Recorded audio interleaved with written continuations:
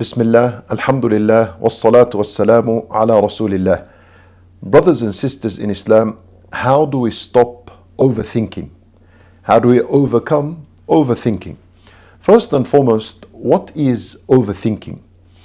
They mention that overthinking is a process of excessively analyzing, worrying, dwelling on thoughts, problems, or situations. And it often leads to stress, anxiety, mental exhaustion, and so on. This is what overthinking is in brief. And it is very debilitating for a person's mental health, even physical health. It's no good, and a person is always supposed to look for solutions on how to stop overthinking in his life. I share with you a couple of solutions. Number one, we need to understand that time is divided into three parts. There is the past, there's the present, and there is the future. The past is no longer in our control, and the future is not in our control at all. There remains one time, and that is the present. This is what we have control over. Ibn al-Qayyim rahimahullah, he said, لِيَكُنِ الْإِنسَانُ إِبْنَ يَوْمِهِ, that a person should be the son of his day. Meaning, focus on your day and focus on the current present moment. This is one of the strategies in how to overcome thinking. There is no point in dwelling on the past, things that have already finished and are out of your control.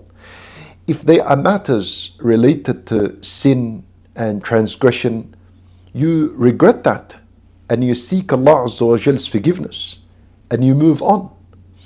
And there is no point in dwelling on the future and worrying about the future. The only healthy worry of the future is to worry for your afterlife and the meeting with Allah Azza wa Jal and standing before Allah Azza wa Jal and being questioned for all that which you did in this worldly life. That's a healthy type of worry, and that is something that is required from the believer. Otherwise, focus on the present and work on that. Be mindful. Be mindful on the present moment. That's number one. Number two, in order to avoid excessive thinking or overthinking matters, be grateful. Be grateful for what Allah Azza wa Jal has given you in the present moment. And there is plenty to be grateful for. Alhamdulillah that you're a Muslim. Alhamdulillah that you follow the Sunnah of Rasulullah sallallahu alayhi wa sallam. Wallahi, brothers and sisters in Islam, this is the only thing that we want to maintain in this worldly life. Our money comes and goes. Our health, it comes and it goes. Our status comes and goes. People respect us, then people don't respect us. This comes and goes. But the main thing you want to preserve and protect is your deen. And this is why it is the greatest of all blessings. So if you woke up today having La ilaha illallah in your heart, recited some Quran, said La ilaha illallah 100 times, then this is a huge blessing for you to be grateful for. And this, if you are mindful of it and grateful of this matter, it would help you overcome the overthinking that you may have in your life.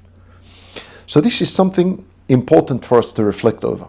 When Nabi sallallahu alayhi wa sallam has already told us that the one who wakes up and he is healthy in his body, he has the functions of his body restored, and he has his daily food, and he wakes up safe and secure. His environment is safe and secure. فَكَأَنَّمَا حِيزَتْ لَهُ الدُّنْيَا. It's as though all the blessings of this worldly life have been gathered for such a person. Allahu Akbar. Wallahi, brothers and sisters in Islam, most of us are living like kings. Yet the shaytan and this worldly life that we live in has convinced us otherwise. Why? Because there is a standard that has been put in society that if you do not reach it, you're not successful, right? People speak about 6 digit figures. Are you making that much or you're not? People speak about if you've graduated from such and such university, then you are on the way to success. People mention that if you have this and this type of job position and title, then you are successful in this life. People begin to believe that if you have a social media account and you have hundreds of thousands of followers, 1 million followers, 1 million views, your videos go viral, then you're successful. Leave all of this out.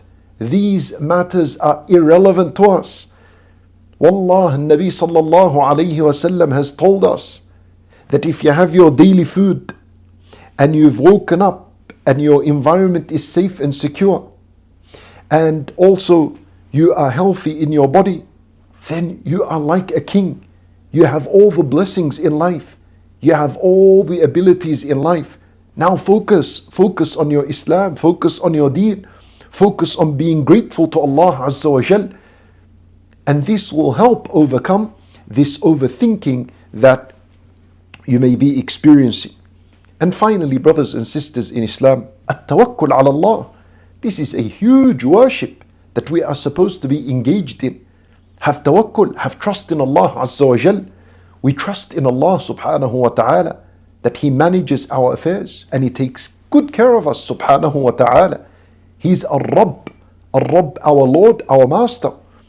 You know, مَا وَدَّعَكَ رَبُّكَ وَمَا قَلَى. When Allah Azza wa Jal was speaking to Nabi sallallahu alayhi wa sallam in Surah Al-Duha, you know, He said to him, مَا وَدَّعَكَ, your Lord has never farewelled you. مَا وَدَّعَكَ رَبُّكَ. He used the word رَبُّكَ. He used His name Ar-Rabb, because this is the name that instills within us this love for Allah Azza wa Jal, this attachment to Allah subhanahu wa ta'ala. So have tawakkul on your Rabb subhanahu wa ta'ala, the one who takes care of you and nurtures you and looks after you and guides you. Maybe you're overthinking and you're stressed because of future related matters. Lakin Rabb subhanahu wa ta'ala, He will guide you through them. He will guide you through them bi'idhnillahi ta'ala until you reach safety, until you reach Him subhanahu wa ta'ala and He is pleased with you. And something unique about our deen and our belief is that we have something called al-imanu bil-qada'i wal-qadar. We believe in the divine decree, the good and the bad. Every other religion and belief system out there doesn't have this. They don't have it in the way we have it. And this is why one of the unique matters of our religion is that we believe in al-qada' wal-qadar, in divine decree. And wallah, by Allah, the one who truly believes in the qadar will rest assured. He will not have this problem of overthinking and over worrying about things. He will not. It'll be eliminated from his life. Because belief in al-qadar teaches us contentment. And contentment is opposite to overthinking and worrying. So this is a very important matter to hold on to. What does it mean to believe in al-qadar? You know, al-ulama rahimahumullah, or this is one of the Sahaba, he mentions to his son that you will not believe, you will never become a true believer until you believe in al-qadar, the divine decree. And you will never believe in al-qadar until you believe, and pay attention with me because this is what it means to believe in al-qadar, until you believe that what missed you was not meant for you. And what was meant for you will never miss you. ما أصابك لم يكن ليخطئك وما أخطأك لم يكن ليصيبك. This is at the core of what it means to believe in al-qadar. If you believe in this, you will meet Allah Azza wa Jal a believer. And if you believe in this, then subhanallah, you will be content and you will overcome your overthinking. You'll overcome it. When Nabi sallallahu alayhi wasallam has taught us that if anything was to happen in your life, whether it was related to your relationships or your finances or your health or whatever the case may be, Nabi sallallahu alayhi wasallam said, and he taught us to say, that we say قَدَّرَ اللَّهُ وَمَا شَاءَ فَعَلْ. Anything, any calamity that happens, don't overthink and overanalyze. and get caught up in that. Rather, right then and there, say قدر الله وما شاء فعل, which means قدر الله, Allah has decreed what has happened. وما شاء فعل, and whatever He wants, He will do. Allahu Akbar. Say these words instead of analyzing and stressing yourself out. Stop and say قدر الله وما شاء فعل, إنا لله وإنا إليه راجعون. And then the Nabi sallallahu alayhi wasallam says, and this is unique, it's only in our deen, no one else. He says, ولا تقل لشيء لو أني فعلت كذا لكان كذا وكذا ولكن قل قدر الله وما شاء فعل. And don't ever say to anything, if only I had done this, if only I had done that. You see how our deen prevents us from overthinking? Our deen is telling us, do not overthink. Don't say, if I had done this, if only I had done this, if I invested here, and if I studied there, I would have got this and I would have got that. Right? Don't say these matters. When Nabi sallallahu alayhi wasallam says, فَإِنَّ لَوْ تَفْتَحُ عَمَلَ الشَّيْطَانِ. This word, low, which is if you continuously repeat this to yourself, and you overanalyze a situation, if I did this, if I did that, if I did this, it opens up the door of a shaytan. What does that mean? Meaning the ifs are going to be endless. You can think of a million ifs. Yep, but if I did this and if I did that, if I spoke to him, if I got in earlier, if I studied that, it's endless. And so a person will end drowning into this ocean of ifs. And what does he benefit from this? You stress yourself, you exhaust yourself mentally, and there is no achievement whatsoever. So, and it kills the iman in al-qadr. Your iman in al-qadr begins to weaken if you continuously overanalyze things with the word if. So we cut all this out by saying قدر الله وما شاء فعل. What Allah decreed, He wills, and He does what He wants. So these are a few strategies, a few points to overcome the overthinking that, subhanallah, is a worldly issue today. Many people fall into this problem of overthinking. And just on a final note here, I mentioned to you, I give you a small example so that you can understand this matter. Let's say you were going cave exploring, and there was a guide of many years, a guide of 25 years. He's been taking people inside caves. And of course, when you enter the cave, naturally you are worried, but you have trust in the guide that he knows what he's doing. So let's say you walk into this cave with the guide, and all of a sudden a rock falls from above and a bat flies next to you, until you're worried and you're scared and you're stressed. And then the guide says to you, don't worry, this is all normal. I've done this for 20 years. This is nothing to be afraid of, and let's keep walking. Subhanallah, you're naturally still worried and afraid, but you have trust in this guide that he will take you inside of this cave safely and bring you out safely. Of course, to Allah Azza wa Jal belongs the highest of examples. But in this worldly life, Allah Azza wa Jal is the one who is guiding us. And naturally, yes, we may be worried and may be stressed about certain matters.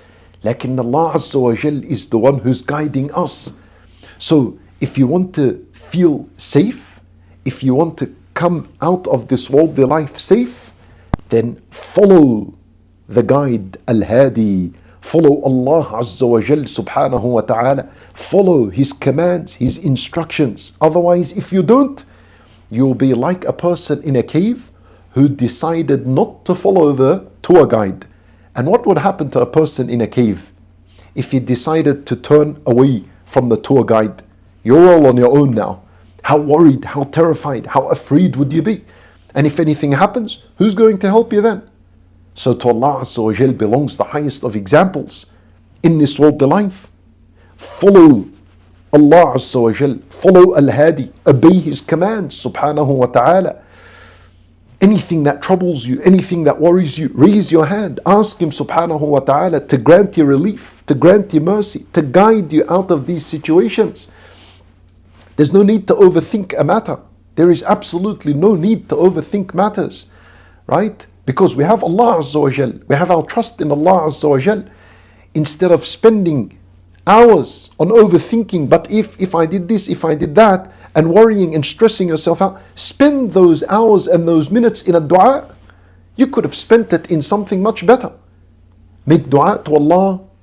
Thank Allah Azza wa Jal that He has got you to a point where you are in life, and that would be far greater for your mental health, for your psychological state, and it would put your mind at ease and your heart at ease. Wallahu a'lam. We ask Allah Azza wa Jal to grant us goodness in this life, in the afterlife. Jazakum Allahu khaira. Wa sallallahu wa sallam wa baraka ala nabiyyina Muhammad wa ala alihi wa sahbihi ajma'een.